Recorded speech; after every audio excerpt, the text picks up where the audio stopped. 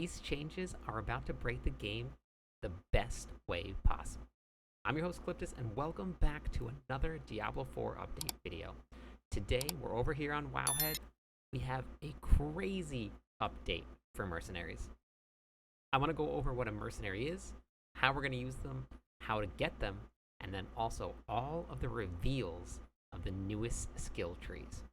Some of the interactions that we're going to be getting from this is absolutely crazy.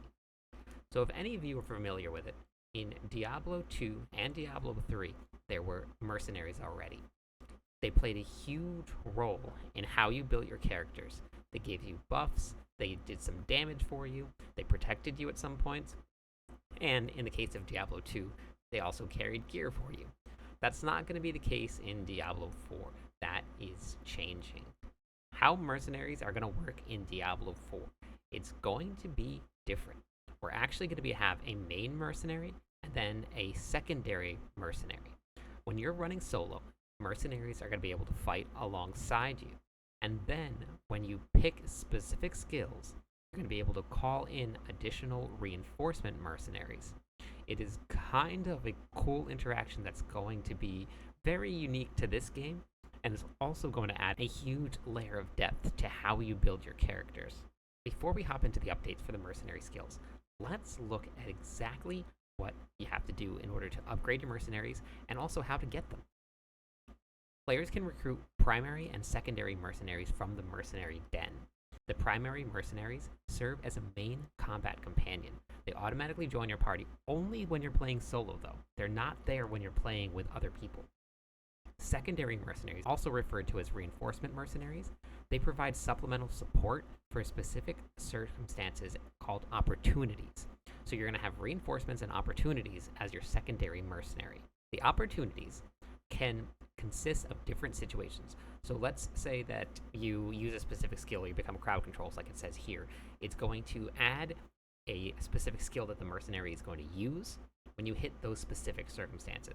So let's say as a barbarian, every time that I cast the Wrath of the Berserker button, one of the mercenaries could come in and do a specific ability. It could be used for maybe something like Rallying Cry, like if you get crowd controlled.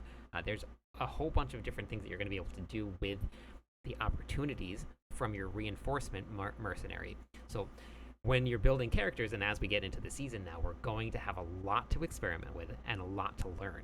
So as you move through the system, you're going to have a rapport system with your mercenaries. So you're going to have to build up their trust. It looks very similar. If you look at the picture here, it looks very similar to all the systems that we get for your seasonal stuff. In the current game, it's just from killing monsters. That's all you get. And then your reputation will build up. So what the rapport system does, it functions as a seasonal reputation system. So it's very similar to, like I just said, the Mother's Blessing. Playing alongside the mercenaries will help improve that rapport. So killing monsters, having them come and fight for you, that will grant you access to upgrading their skills, rewards, and improving the bartering options. So there's going to be another system that is going to be involved with this. So it actually seems like it's going to be pretty in-depth. It's going to add a whole nother flavor to the game that I'm very excited to hop into. The more you play with a specific mercenary, so the stronger they become right here. The rewards from the rapport system, they include passive effects. So there are things that are going to increase the rate at which you get the pale marks. So the pale hands are the name of the mercenary faction. The pale marks are what you're going to get in order to get trade agreements or use for bartering. So the bartering system looks like this here. As you gain these pale marks here, you're going to be able to exchange them for specific items. So you can get rings, you can get materials, you can get scattered prisms. So it's going to be one of those things where you go to the mercenary den, you've gotten all of these marks already because you've been playing alongside your mercenary, and you can go exchange them for specific items. There's a restock supply, so if you want to change what is there available to be purchased, you can change that. It's going to cost you a little bit, but the reputation and all of what you've collected is going to be down here. So I'm assuming that it's probably going to be pretty abundant because they're going to want us to play this system and actually get to try it out. So that's how you get the mercenaries, how you're going to level up and get your mercenaries stronger, how you're going to collect your resources for your bartering system.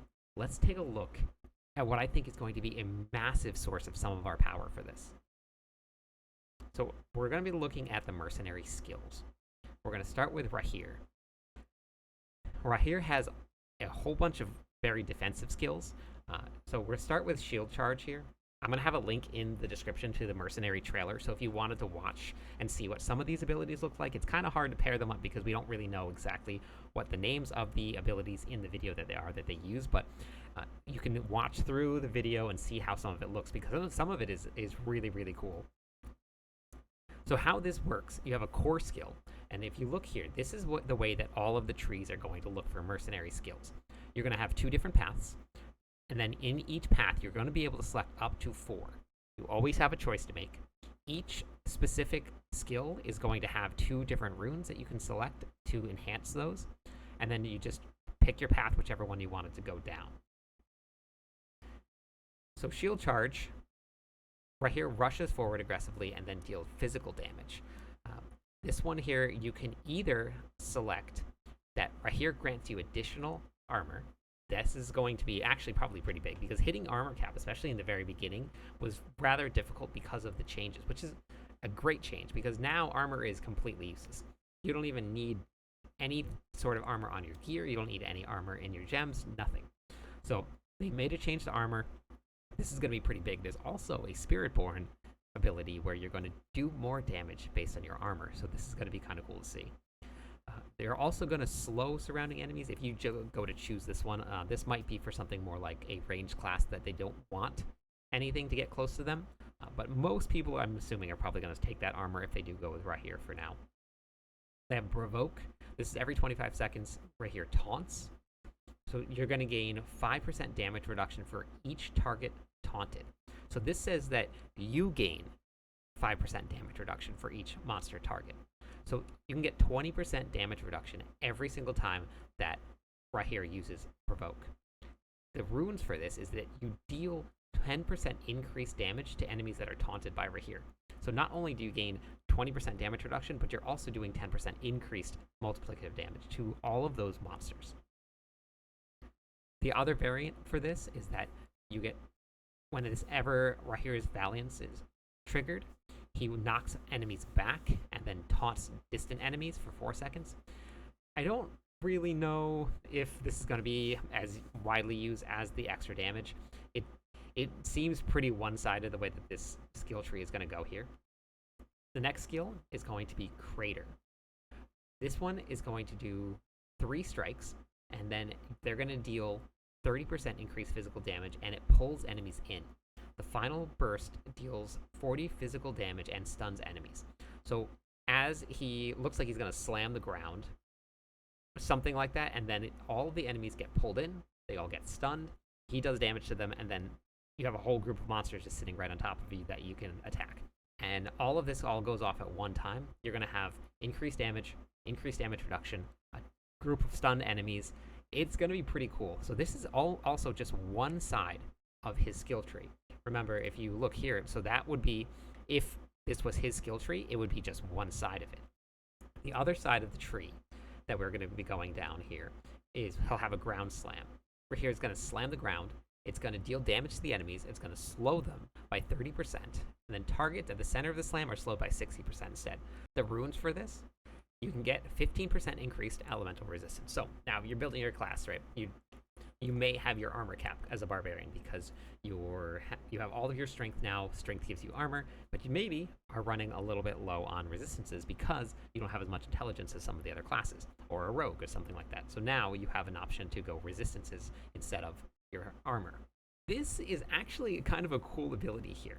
Every time that you use a healing potion, Raheir taunts. It's got a 20-second cooldown, but you can control if you're going to die. Like, so let's say you're playing a hardcore character. You put this on. Now, all of a sudden, your life drops, and you get crowd controlled in a bad spot. You use a healing potion, which you can do while you're crowd controlled. And Raheir is going to taunt all of the enemies off of you, so you stop taking damage. Bastion. Raheir takes a protective position. This skill is probably going to be one of the most used skills, especially if you can stack it in a group. Takes a defensive position, then redirecting 90% of the damage that is dealt to surrounding allies, not just you. And then it activates towards himself. So he absorbs 90% of the damage that is taken. That is for 5 seconds. It's a 30-second cooldown. Bastion's initial cast also grants unstoppable for all of the surrounding allies, so you and the allies. Let's say that you have, 4 people in a party, all running Bastion. You cast it back to back to back to back. That means you, for 20 whole seconds, you have now gained 90% less damage, unstoppable for the entire time. So now you don't have to worry about dying quite as much. So if you're in a group and you guys are coordinating, because in the newest dungeon that is coming out, you're going to have to coordinate. You have timed all of this. Now there's only 10 seconds downtime of not having 90% damage reduction. Pretty broken. For the runes for this, enemies affected by the ground slam take increased damage, so you can get the Bastion, and then you can get ground slam, and then you can deal additional damage to those, all in the same group. With this buff here, all the allies also affected by Bastion, so everybody that's around you now deals additional 25% increased multiplicative damage. Like I was saying, if you rotate this, all 3 of the other people in your party, as you rotate, are now dealing 25% increased damage. The other one, you're going to get the option to heal you for 25% of your maximum life, and then the cooldown is also going to be reduced by 25%, but I really can't see that being taken over. The extra damage that you deal, and then the extra damage that your allies deal, it really, I guess it depends on the situation, but this is going to be an incredibly broken and awesome skill to use. The shield throw is the final one here. So this one, I believe they show in the Mercenary video. The shield throw goes out, hits a whole bunch of targets, come back to him. It's like Captain America. It's honestly pretty fun, which is my favorite superhero, by the way. When Raheir's Valiance is triggered, he also casts Ground Stomp and Shield Throw at the same time, which is pretty cool. And then the Valiance's cooldown is reduced by 25%. The other option is going to be the Shield Throw consecrates enemies for 6 seconds. Directly damaging a consecrated enemy heals you for 6% of your maximum life per target. That's a huge heal. If you're healing 6% of your life and you have a whole group of enemies, that is pretty massive. So we'll see when we get into testing which one we're going to end up running with, but this skill tree seems like it's going to be pretty intense. Honestly, both of them do it. This is going to be a very, very, very strong mercenary. Next up, we have the Barbarian, Varyana the Berserker Crone. What a name. What a name. She is a Berserker DPS, so that's her type. She, a butcher and former cannibal. Wonderful backstory. So this is going to be your melee DPS version of your Mercenaries. We just looked at the tank version of it. This is going to be your melee DPS here. We have the Cleave skill tree. Starting with Cleave. This is pretty easy. Cleave, you're going to hit multiple targets right in front of you. As a Barbarian, this could be pretty beneficial here because she's going to deal bleeding damage. So you may not even need to use any skills that deal bleeding damage to get all of the effects of a bleeding enemy target now. Some of the options that we can take for this is you're going to get 1.5% increase attack speed for 5 seconds. That can go up to 12%. And then for recklessness, the Cleave is also going to make enemies vulnerable. We have a lot of sources of vulnerable damage as just most classes, so this one might not be quite as useful, but that 12% increased attack speed is pretty nice. Bloodthirst is going to be an attack that she's going to do. So she's going to gain 30% increased attack speed, 200% movement speed, and unstoppable for 7 seconds. So she just keeps on going. She goes in like Bloodthirst. And then she also gives you 10% increased attack speed for the same duration. So you get that 10% increased attack speed from her. So now you're looking at 10% here, and then you're looking at 12% here. So now you're at 22% increased attack speed. For the options there, well, the Bloodthirst is active. Enemies are going to deal 10% reduced damage, so you have some damage reduction, or you're going to get further increased 15% increased attack speed.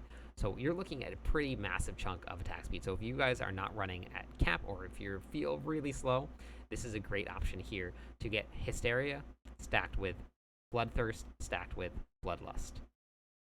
Whirlwind, check out the video in the description of the Mercenary trailer because the Whirlwind is in there. So Whirlwind, she's going to spin and she's going to deal physical damage. It's going to be bleeding damage. And then as she's spinning, every 1.5 seconds, she's going to pull things in. And then she's also going to gain 60% increased size on that damage. For the other option, we're going to be running Taste of Flesh. Beautiful. When you were Varyana, deal direct damage to an enemy that she's made bleeding, you're going to heal for 1% of your maximum life. Great source of healing too. She does bleeding damage to a lot, so this could be a really great way to do that. So moving down to her Shock Wave skill tree. For Shock Wave, when it hits the ground, she's going to deal physical damage and she's going to knock everybody down.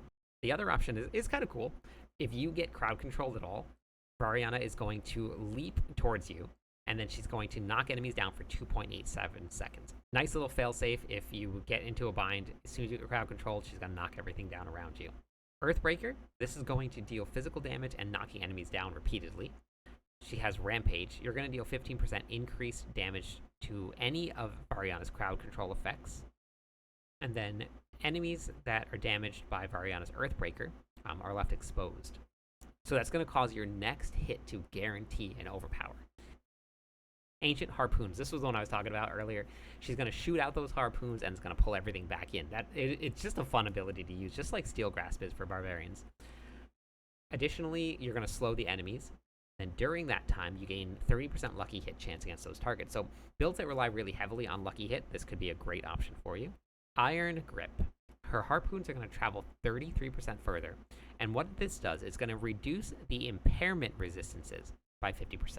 That means that anything that will cause crowd control, so let's say you have a lucky hit chance to stun, it's going to reduce that resistance for the enemy to be stunned by 50%. Kind of an interesting take. I haven't really seen anything like that in this game. Next, we're going to look at Aldkin, the Cursed Child. This is going to be a Shadow Fire caster, so that's going to be the abilities that they have. We're going to start with Haunt.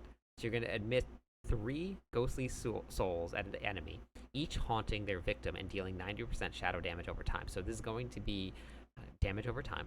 If you kill the target while the haunt is there, it's going to jump to another one. So you can kind of just keep bouncing this shadow damage around, which is kind of fun.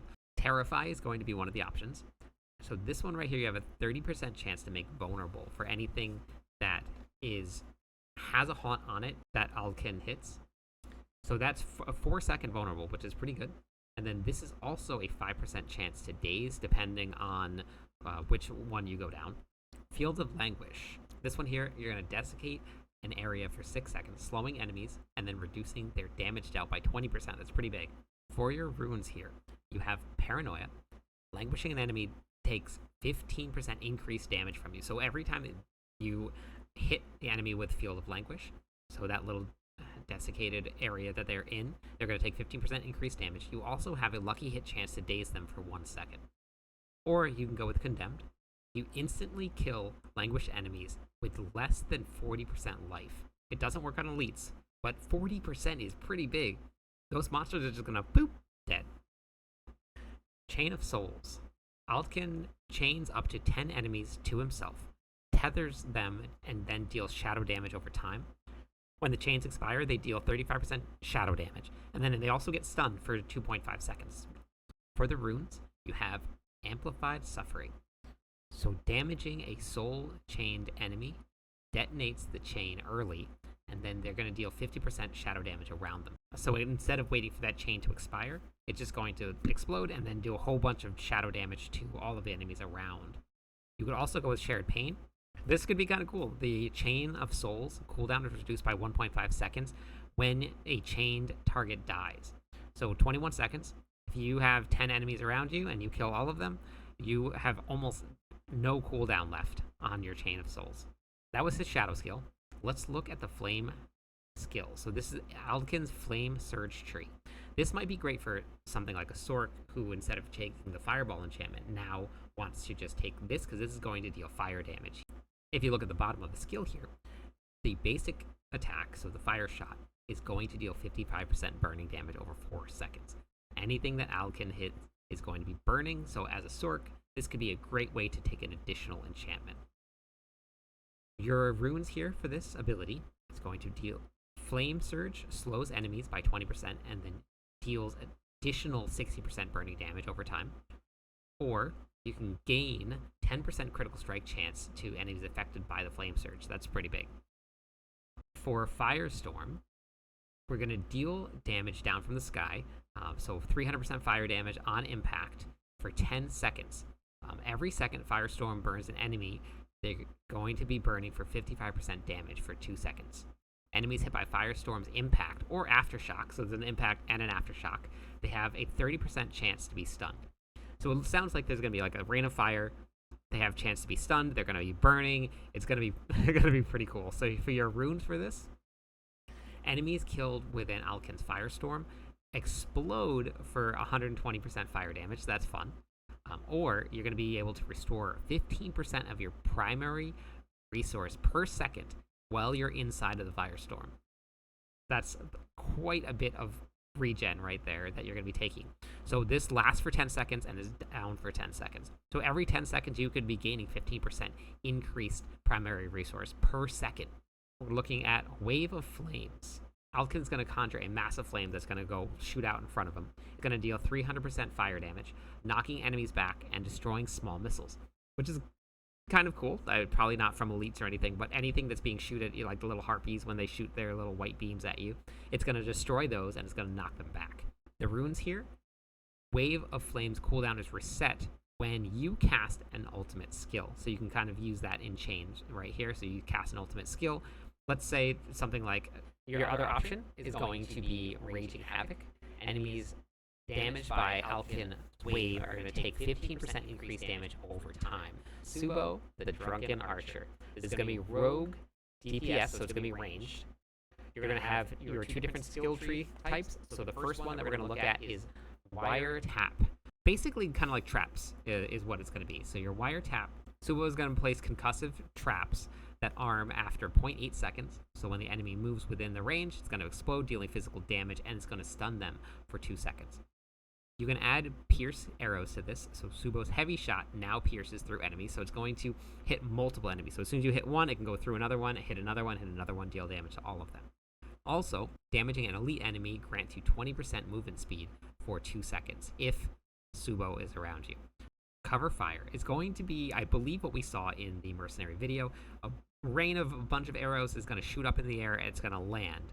When it lands, it's going to deal 140% physical damage, and it's also going to slow the enemies by 50% for 4 seconds. You can add Pin Cushion. The cover fire now immobilizes enemies for 2 seconds. Or opening fire is going to you deal 25% increased critical strike damage to enemies that are slowed by the cover fire. Triple Mines. Subo scatters 3 explosive traps that each arm after 1 second. When the enemy moves within the range, they're going to explode for 300 physical damage, and it's going to knock them down for 1.5 seconds. For the runes here, we have loaded munitions. So the wire traps and then the trap mines inflict vulnerable damage for 5 seconds. That's a long time for vulnerable. Or you can go with Mastermind. You and Subo gain 15% increased crowd control duration. Moving down, this is fun. We have a Molotov cocktail skill tree. This one, the basic attack's going to be called Salvo. Is you're going to launch 5 bolts at the enemies. So they're each going to deal physical damage, and then the final bolt explodes and it's going to slow them. What Molotov is going to do is that it's going to deal physical damage when he throws out the incendiary. It's going to stun them for 1 second before exploding. So this is also going to be an option if you wanted to, as a Sorc, you can take this, because you're now going to deal burning damage. It's only going to be for 3 seconds, so this one might not be the best option for you, but it is some burning damage here. Scorched Earth. The Molotov explodes, causing the enemies to take 30% increased damage over time. Or you can go with this one right here. I don't really know if this is going to be anything worth taking, because when Subo's Molotov explodes, there's a 50% chance to drop a healing potion. I can't really see this being something that we take. Snipe. So this is going to be a massive piercing bolt that's going to knock enemies back and deal 300% physical damage. Using Incendiary Bolt, if the snipe hits a target that he originally aimed at, interesting, the Molotov is going to explode on them. The Ambusher is going to be the other option for you. You gain 20% increased lucky hit chance against enemies that are within the range of Salvo. And then for the final skill, Explosive Charge. Subo is going to fire 4 explosive charges that stick to enemies. That's kind of fun. Each explodes after 6.5 seconds, and they deal physical damage. Explosive charges are going to detonate early if they take overpowered damage, so an overpowered build, or if the target dies early. So these are going to go off, and they're probably going to explode pretty quick. Thrill Seeker. So this is one of your runes. Your active cooldowns are reduced by 0.5 seconds when an explosive charge explodes. So if you look at this, it's got a 22-second cooldown, and it's also going to send out 4 explosive charges. So this will reduce 2 seconds off of your cooldowns when they explode, and they also detonate after only 3 seconds. The other rune is going to be Bargaining Chips. Targets stuck with explosive charges take 2% increased overpower damage per target stuck. So if we send out 4 of them onto one boss, that's going to be up to 8% increased multiplicative overpower damage. The bottom tooltip doesn't look like it was data mined all too correctly, so I'm not 100% sure what that one is supposed to be. Each explosive charge can be detonated by an additional 2 for overpower before expiring. So we'll have to see what happens when that goes live. But this is what all of the mercenary skills do. I'm super excited to see what it looks like. Let me know what you guys think in the comments. I'm live on YouTube and Twitch every night. Stop by Theorycraft with me. Catch you on the clip side.